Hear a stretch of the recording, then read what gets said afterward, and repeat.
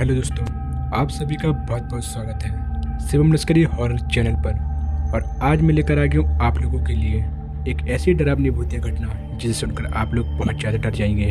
दोस्तों, आप लोगों को अगर रियल कहानियाँ सुनना पसंद है तो आप लोग मेरे चैनल को सब्सक्राइब कर सकते हैं, क्योंकि मैं सच्ची घटना पर आधारित वीडियो बनाता हूँ। तो चलिए दोस्तों, बिना देरी करते कहानी को शुरू करते हैं। आज जो मैं आपको कहानी सुनाने जा रहा हूँ ये है श्रीकांत की।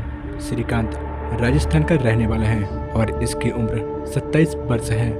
और इनके साथ जो घटना हुई थी वो सन 2016 में हुई थी।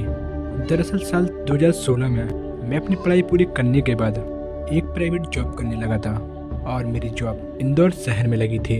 इंदौर शहर में मैं एक प्राइवेट कंपनी में जॉब करता था और वहाँ रहने के लिए मैंने एक रूम भी किराए पर लिए हुआ था।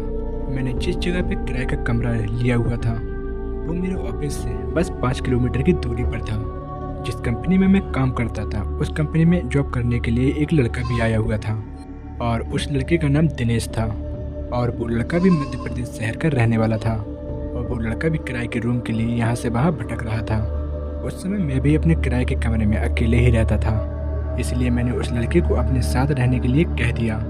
फिर वह लड़का भी मेरे साथ कमरे में शिफ्ट हो गया और फिर हम दोनों साथ ही रहने लगे। हम दोनों साथ में ही खाना बनाते थे और साथ ही काम भी करते थे और कुछ दिनों के अंदर ही हम दोनों की बहुत अच्छी दोस्ती भी हो गई थी। तो खैर कुछ दिनों बाद जिस किराए पे मकान पे हम लोग रह रहे थे उस किराए के मकान में अजीब अजीब चीज़ें होने लगी। हालांकि वो घटनाएं बहुत ज़्यादा डरावनी नहीं थी, लेकिन वो बहुत ही अजीब घटनाएं थी। जैसे कि हमारी रखी हुई कोई चीज़ें यहाँ से वहाँ हो जाती थी। जैसे कि मैंने अपना लैपटॉप एक चेयर पर रख दिया है तो कुछ देर बाद वो लैपटॉप मेरे बेड पे मिलता था। इसके बाद उस कमरे में शिफ्ट होने के बाद से ही मुझे रात में बहुत डरावने सपने आने लगे। और साथ ही कभी कभी जब मैं अपने कमरे में बिल्कुल अकेला होता था और तब मुझे ऐसा लगता था जैसे कि मेरे कमरे में मेरे अलावा और कोई साथ है।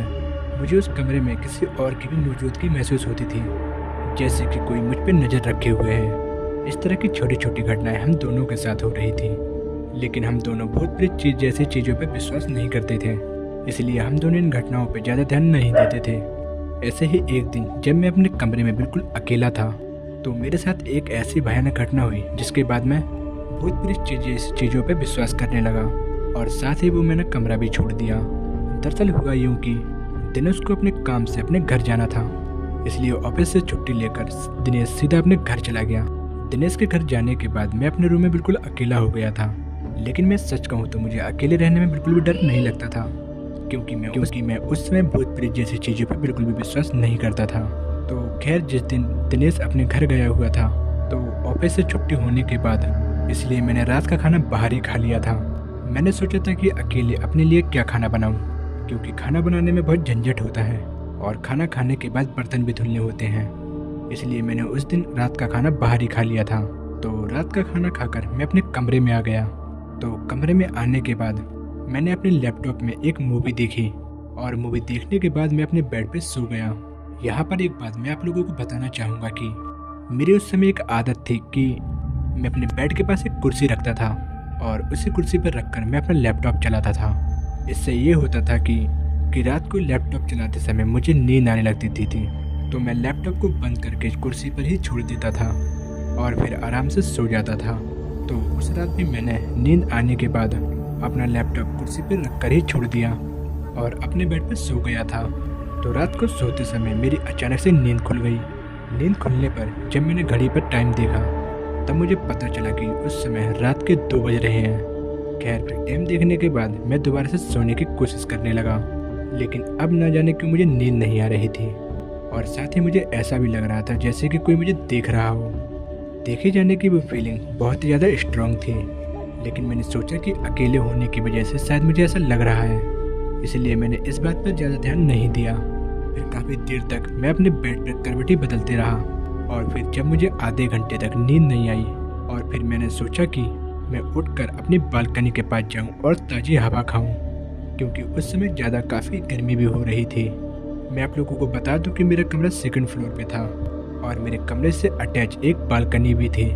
फिर खैर मैं अपनी बालकनी के पास जाने के लिए अपने बेड पे बैठ गया। बालकनी के पास जाने के लिए मेरे सामने रखी कुर्सी को मुझे हटाना था, क्योंकि वो कुर्सी मेरे बेड के बिल्कुल पास ही रखी हुई थी। खैर कुर्सी को हटाने के लिए मैंने कुर्सी को धक्का दिया, लेकिन मेरे धक्के से वो कुर्सी हिली तक नहीं। यह देखकर मैं बहुत ज़्यादा हैरान रह गया। मैं सोचने लगा कि ये कुर्सी इतनी भारी कैसे हो गई।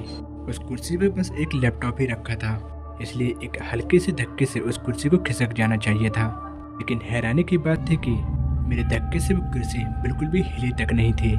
न जाने क्यों वो कुर्सी अचानक ही बहुत भारी हो गई थी।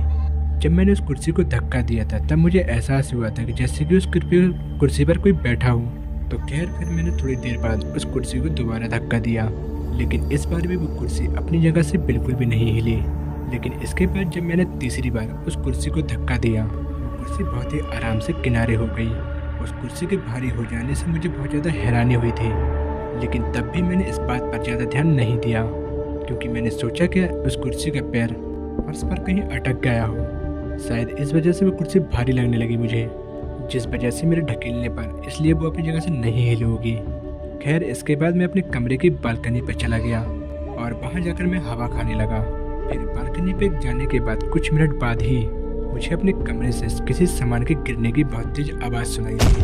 तो मैंने जब अपने कमरे में जाकर देखा तो वहाँ जाकर मैंने पाया कि मेरे बेड में बगल में रखी हुई कुर्सी अचानक से नीचे गिरी हुई है। यह देखकर मैं थोड़ा डर गया।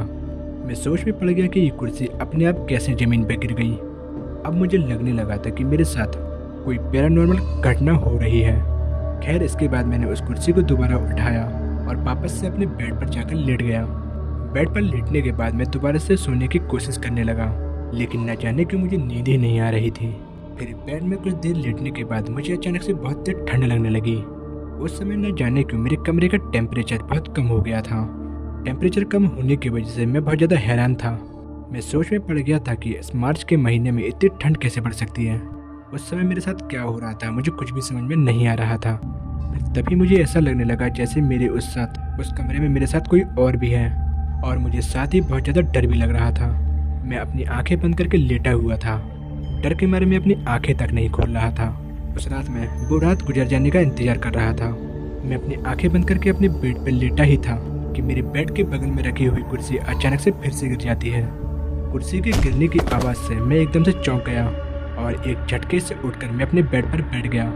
फिर जैसे ही मैं अपने बेड पर उठकर बैठा तो मैंने देखा कि उस गिरी हुई कुर्सी के पास एक काले रंग का इंसानी साया खड़ा हुआ है। उस काले साया का आकार किसी आदमी की तरह था और वो काला साया मुझसे बस कुछ दूरी पर खड़ा था। वो इंसानी साया बिल्कुल काला था। उसको देखकर ऐसा लग रहा था कि जैसे कि वो एक काले धुएं का बना हो। उस काले भयानक साये को देखकर मैं इतना ज़्यादा डर गया था कि मैं उसी समय बेहोश हो गया। इसके बाद मुझे अगले दिन सुबह होश आया। इस घटना से मैं बहुत ज़्यादा डर गया था।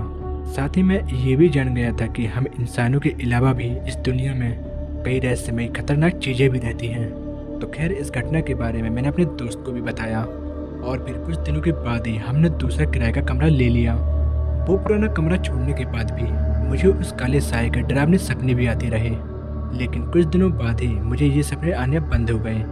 मेरे साथ भी ये सच्ची डरावनी घटना है और इस घटना के बाद से ही मैं भूत प्रेत जैसी चीज़ों पे विश्वास भी करने लगा हूँ। तो दोस्तों ये थी आज की सच्ची भूतिया घटना। उम्मीद है दोस्तों आपको ये कहानी पसंद आई होगी, और अगर पसंद आई हो तो वीडियो को एक लाइक कर दीजिए, और आप लोग अगर मेरे चैनल पर नए हो तो चैनल को सब्सक्राइब कर दीजिए। और याद रहे सब्सक्राइब करते समय बेल आइकन ऑल पे कर दीजिए। इससे क्या होता है कि जैसे मैं कोई न्यू वीडियो बनाऊंगा दोस्तों तो सबसे पहले आपके पास पहुंचेगी। तो दोस्तों मिलते हैं आपको इसे एक अगली वीडियो में, तब तक के लिए बाय। क्योंकि मैं